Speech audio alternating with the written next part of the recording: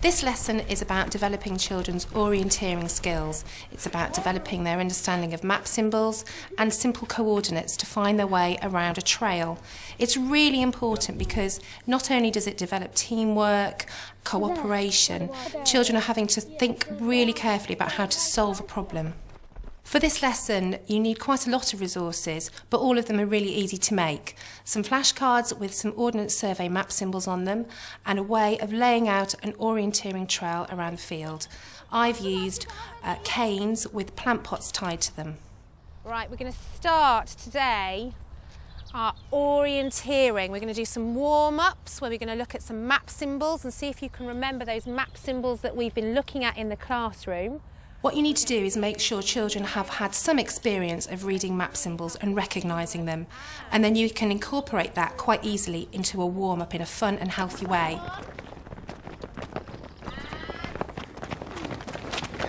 You ready for your first symbol? Campsite! Brilliant, well done. Okay, now this is a tricky one. Are you ready? Church with a spire, well done. Off you go. Now's a good chance to introduce teamwork and also introduce the element of timing. Our next activity is going to be where we start introducing you to visiting control points in a given order. Lots of thinking in this activity. Timing, observing, speed, accuracy, all those things you need to remember. Ready? Go. Golf course. That's it. Well done, Sean. Shout out your symbol. Golf course. Battlefield. Well done, Liam. Golf course. Oh, we've got a queue at the golf course. Golf course. Well done, Harriet. Well done. Then you can move on to the orienteering proper, where children are using a space to follow a trail in a given order. By the end of the course, you should have a collection of 10 map symbols. Children are given a pre-made map of the school grounds. This has got a key on it to show children where buildings are, where open ground is, where they're going to find trees and boundaries. This map has got coordinates on it, so children can use the coordinates to help them find the given control points. You can be really flexible about the maps. You can use a trail inside a building, you can use a trail just on the playground, or whatever space you have available to you. Well, what is it? Write it down. It's an information centre, Charles. 4D. Is it 4D? Yeah. 4D there, 4D. For younger children, you could try using much more simple map symbols. For older children, why not get them to plan their own route around the trail? It's a parking. What pleases me the most is I can see children actually using the maps and using the coordinates rather than just spotting the control points with their eyes. At the end of the lesson, you want children to have a collection of map symbols that they found. Yeah. That's it, let's go. Well done, everybody. You completed that course really quickly, and we were so impressed by how you found all the symbols and you worked together really, really efficiently. Now, I want you to tell me, what have you learnt from today's lesson? Put your hands up for me. Georgia? Teamwork. Teamwork, excellent. Nick? Reading coordinates. Excellent. Jade? To orientate your map. That's a really important skill. What does that mean? Because if you don't orientate it, you may go to the wrong place. Exactly, well done. And that's a key skill for orienteering. Oh, David? Symbol reading. Good boy. And what symbols have you learned? Caravan site and picnic site. Any other skills that we've found out about today? Adam? Being independent. Independent. And what does that mean, Adam? Where you work without anyone helping you. Well done. You've done brilliantly today. Are you pleased with yourselves? The next step for this lesson would be to introduce children planning their own routes around a trail. And eventually, you'd want children to begin to use compasses to find directions and help them solve the trail in that way. Got a lot of water. I could be here. The lesson and using the map is a fantastic way of engaging the children with their local environment. What you would need is a map of your local area, or you could even use a map that you had made up yourself. And you could use any images on any topic on the playing cards to help children locate different things on a map. I chose to use lettering. If you're working with less able children, it might be more appropriate to use images. The first thing in the lesson is to refresh the children's understanding of renewable energy sources. Right, we've got 3. Can anyone think of any more? Biomass. Biomass energy. Can you explain what biomass energy is? It's where you turn rubbish into electricity. Now you've got something on your tables that we haven't discussed yet. What is it you've got? Like a diagram map thing. It is a map.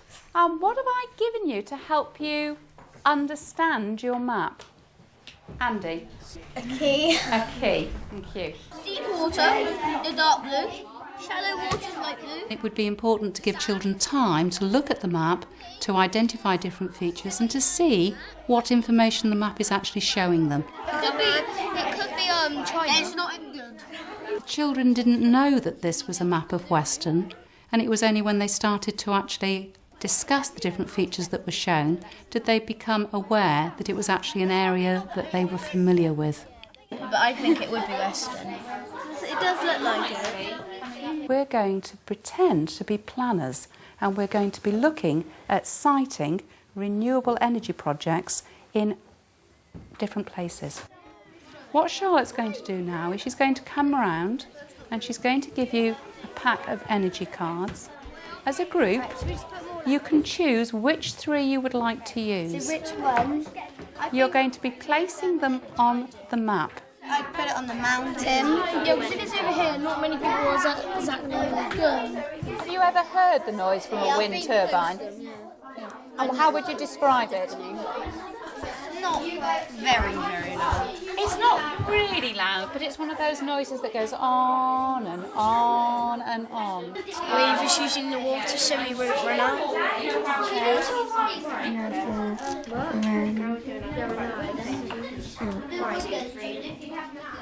Your presentation is going to involve you explaining to the class why it is that you have placed your energy installations where you have.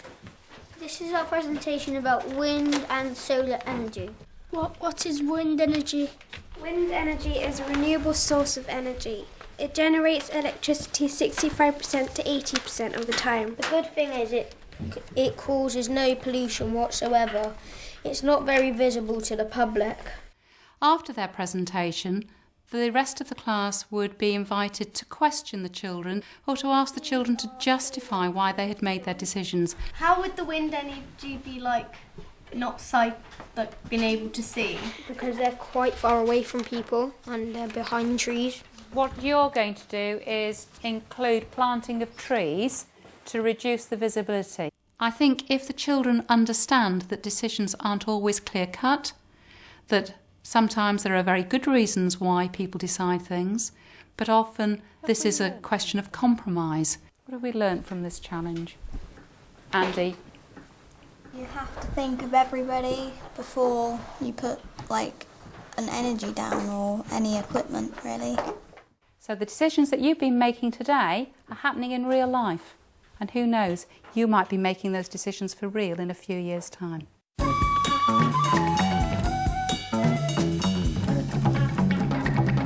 will happen to all the farm animals that live there? A farmer might want a lamb or... I've planned this lesson around a fake scenario involving a place called Treguinness. Treguinness is a farm which the children in Year 5 at a school visit every year. It's a place the children really enjoyed when we visited there, and they have a really emotional connection to it. The things you need for this lesson are scrap paper, marker pens, digiblues, laptops and a planning sheet. In your groups, I want you just to talk about... When the children come into the lesson and hand out an email and ask them to read it in pairs. Well, unfortunately. The purpose of the email is to set up a fake scenario where the place that the children love is under threat from a development. The farm to be knocked down to make a way for a huge power station. The email really needs to say what is happening to the place the children love and also give them an opportunity so that they can respond. Well, I thought we were kind of shocked because we've been there and we really enjoyed it. From the email, the best thing to do is a video of us telling the county council why it would be a bad idea. In your groups, can you discuss what you think the environmental impacts of the power station will be? And there'll be a lot of pollution.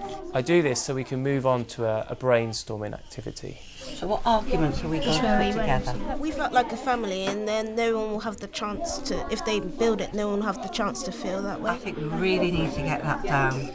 Right then, so what kind of things are we thinking about? What kind of things are we discussing and writing down? Abby? Well, what we were thinking about was all like the local area, the wildlife and the pollution and what it would cause around the area. All the wildlife will be gone and they'll have to move. Yep, the wildlife will lose their homes. After the brainstorm activity, hand out the planning sheet so the children can focus their attention towards the persuasive argument. So in the middle is our main argument. What do you think the main argument today is? A power station being built at Tregennis. Don't forget to mention to the children all the persuasive devices, such as biased, exaggeration, rhetorical questions, and those powerful words. Alongside the reasons in other bubbles around it, there are powerful words. Now, why do we have to consider powerful words when we are doing persuasive arguments? If we had words just like good or bad, then they wouldn't find them very persuasive. Atrocious. And then would be basically bad. Atrocious. Can anyone tell me another persuasive device? You could use rhetorical questions. Yeah, what do you mean by rhetorical questions, Marion? Well, like questions that people think about. But this is the most important thing you've got to keep in the back of your mind all the way through. You've got to be biased. After they finish those activities, it's time to move on to the main task, which is rehearsing and filming their persuasive argument. To persuade the county council, you must be passionate about what you are saying. You will need someone in your group to be the cameraman, and you also need someone in your group to be in charge of the editing. Off you go. If the power stations was built on Tregennis Farm, then it would be disturbing to all the people who live around the spot. With the power station built in place, it would cause pollution, and then there will be acid rain. When acid rain falls, it can make the rocks erode. This can be dangerous for the coastline. In conclusion, we hope Tregennis Farm wouldn't get ruined with a horrific power station. How would you feel if it was your home? Once you feel the children have filmed their video clips, it's a good idea to bring the children onto the carpet. This is a time where you confess that you've told a white lie.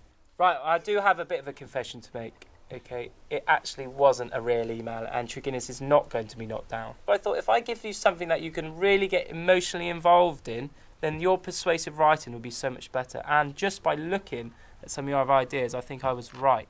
You can take this lesson further by taking the children into the computer room and allow the children time to edit their videos and produce one big piece for the whole class. Everyone forgive me.